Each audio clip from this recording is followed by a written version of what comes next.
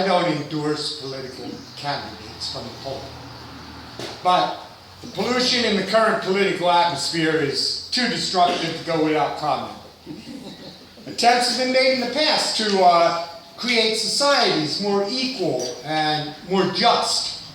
Institutions have been established with noble charters like the Magna Carta or the Constitution to combat antisocial forces. Unfortunately, such ideas have been cheated by selfishness and greed. More than ever before, we witness today how ethics and noble principles are obscured by the shadow of self-interest, particularly in the political scheme. There's a school of thought that warns me to refrain from politics altogether, as politics has become synonymous with amorality, and life without morality reduces humans to the level of beasts. Politics, devoid of ethics, does not further human welfare. However, politics is not axiomatically dirty. Rather, the instruments of our political culture have distorted the high ideals and the noble concepts meant to lift humanity up. Spiritual people, they express their concern about religious leaders getting into politics, since they fear the contamination of religion by dirty politics. But in today's political atmosphere, there is much more fear that government will be contaminated by dirty religion.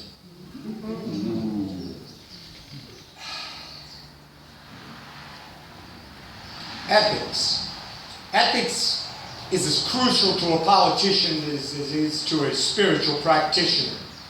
Such human qualities as morality, compassion, decency, wisdom, and so on have to be planted in every field of human endeavor if we are going to lift humanity into its spiritual magnificence.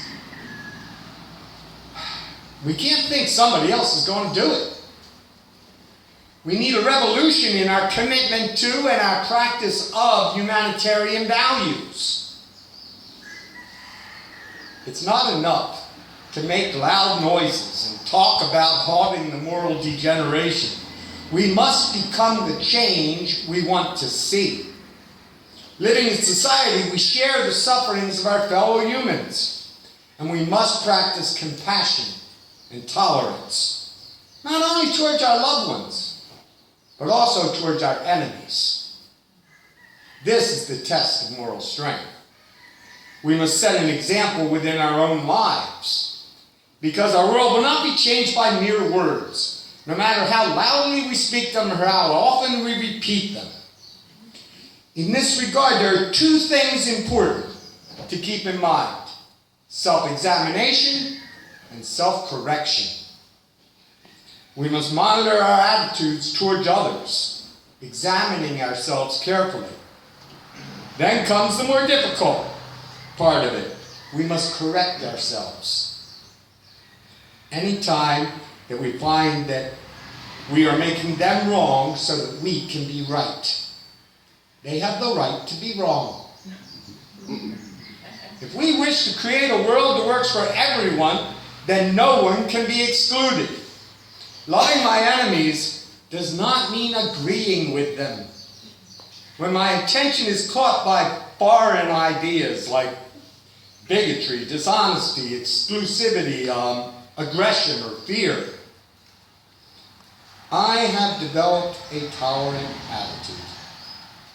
See, because I'm meeting another member of the human family.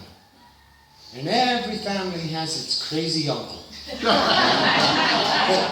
But he gets invited to Thanksgiving anyway.